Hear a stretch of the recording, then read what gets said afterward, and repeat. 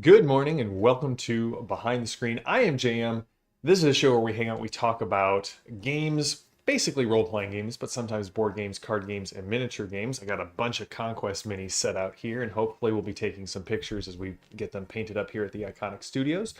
But today we're talking about role-playing games, games that inspire, games that delight, games that are beautiful. And you've probably heard me talk quite a bit on this channel about my love of Palladium books. I grew up playing Palladium exclusively.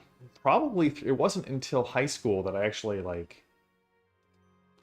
we played a little GURPS in middle school, but it wasn't until high school that my buddy Jim was running Shadowrun and Earth Dawn. And I was just running Palladium nonstop. I got my first book, Palladium book in fifth grade from a guy named Angel. He was in my class. He was an artist. He was drawing stuff for me, and he was like, "Hey, you read. This seems more up your alley than mine." Somebody got it for me, and he handed me a copy of Heroes Unlimited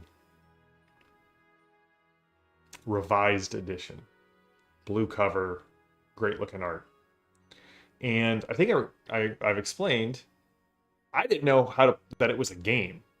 Like, I read it cover to cover and couldn't make heads or tails of it. It wasn't until I could make characters, that part was clear, but the role-playing aspect wasn't. And it wasn't until a buddy of mine, Carl, introduced me to GURPS that I was like, oh, now that I've played this, everything I've been reading makes a ton of sense. And good morning to Padre and Tink and Mark. Always good to see you here in the chat. And I played Palladium games, like I said, for the next decade of my life and beyond, off and on. Palladium is why I get to do all the cool stuff I do with Pinnacle, because I got into Pinnacle because of Savage Rifts. And Palladium was gracious to send me a lot of review copies. So we're going to dedicate this entire next 4 weeks between now and when I head out on vacation at the end of July to Palladium. In fact, I think we are now, can safely say, we are property of the Coalition States. So what we're looking at today is their modern day horror game. They actually have two. One is Nightbane, where you play bizarro creatures from the Nightlands fighting against the Night Lords. This kind of like, you are the monster, but you're a monster fighting on the side of angels kind of a game. But today we're talking about Beyond the Supernatural. So Beyond the Supernatural with this gorgeous cover, which is done by... Who did our cover? John Zalesnik, who does a lot of Palladium's covers. Beyond the Supernatural is a game set in our world, except all of the fairy tales, the urban legends, the psychic powers, they're all real.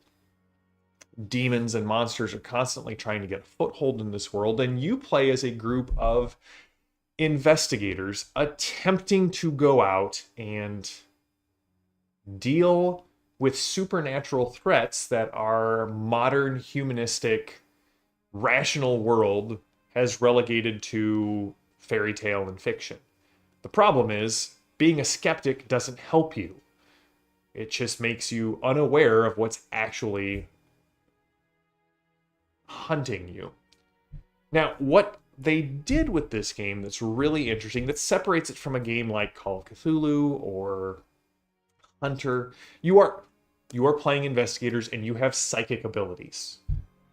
Everyone has psychic abilities. That's sort of the feel of this game. You're all latent psychics, and some of the classes that you can play in here are like the Diviner, the Firewalker, the Genius, or the Natural, someone who channels their psychic potential into either their mind or their body. The Ghost Hunter, you can't play as an ordinary person. There's a ton of different, what they call PCCs, psychic character classes, to play from. You get 100 different psychic abilities, so you're playing psychics, heading out into the world that doesn't believe that the supernatural exists, and by God, you're going to save people. But here's the thing. No one believes you. And this is actually a brilliant little piece of game design because the game sets up a world where, like much like our world, modern humanism and skepticism has said there is no such thing as the supernatural. And yet you have supernatural abilities, and you're going out to fight demons and monsters. So it's a tension, right? My character has powers, but the world doesn't believe it. And it would be very easy for a character to say, look, firebolt, or telekinesis, or telepathy. And so what Kevin did with the rule set in 2nd edition is actually kind of brilliant.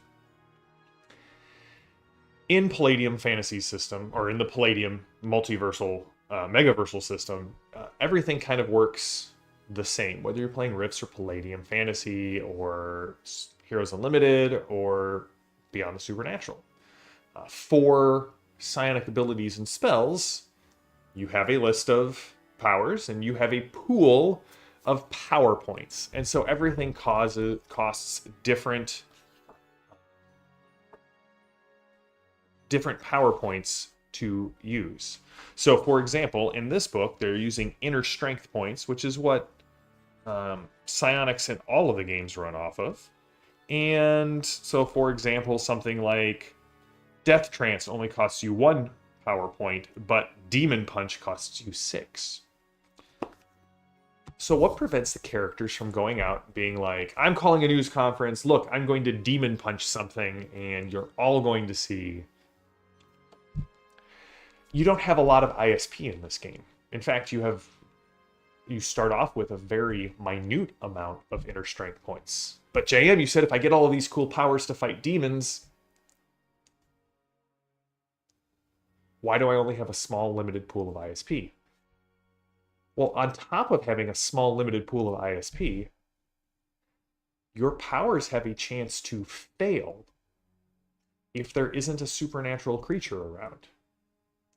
You're just walking around with mundanes trying to show off your psychic abilities, there's a chance it fails. So it gives the starting characters this feel like, oh, well, if I were actually brought on television, my powers may fail and no one would believe me. Or if I show this to somebody, they're going to think I'm crazy. Because it doesn't always work around mundanes.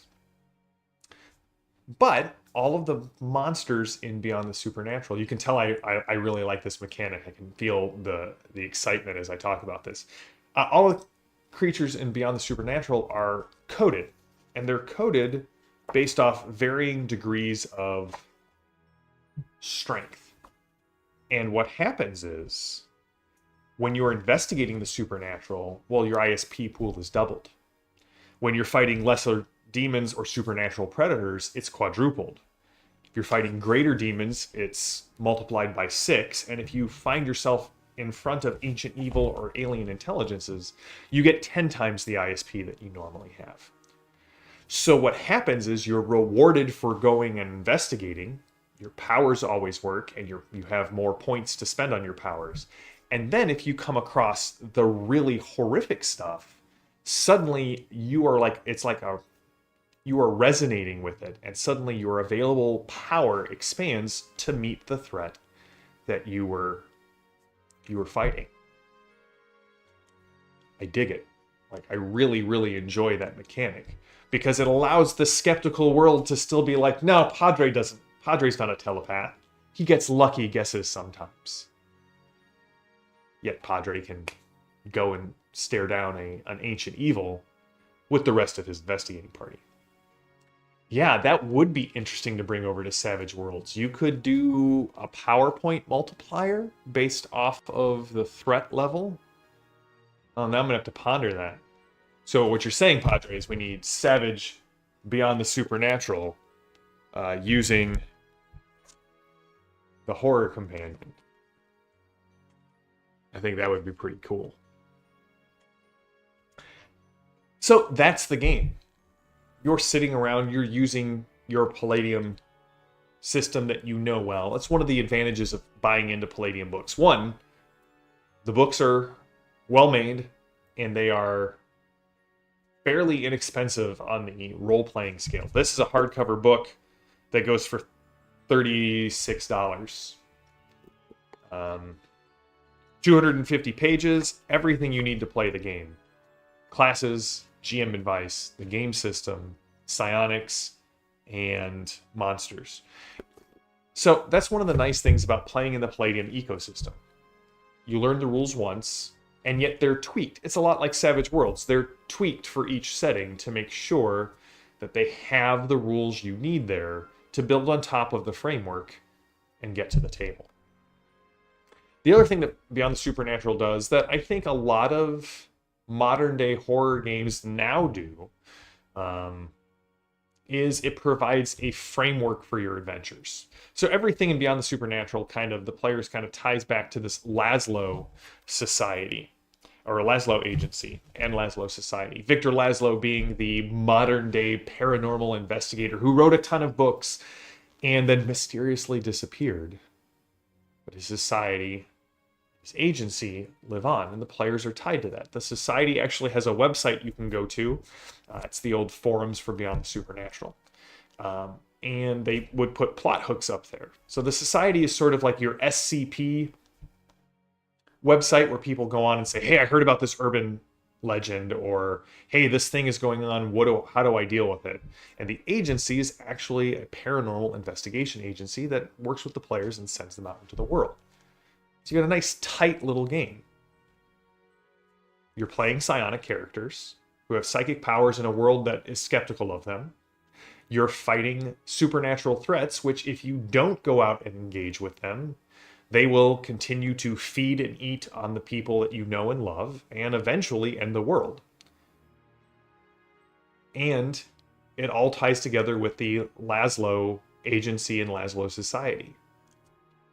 There you go, GMs. What more do you need? Like, it's all, you have clear what the players are and what they need to do, what happens if they don't engage, and like, what is their reason for going out together?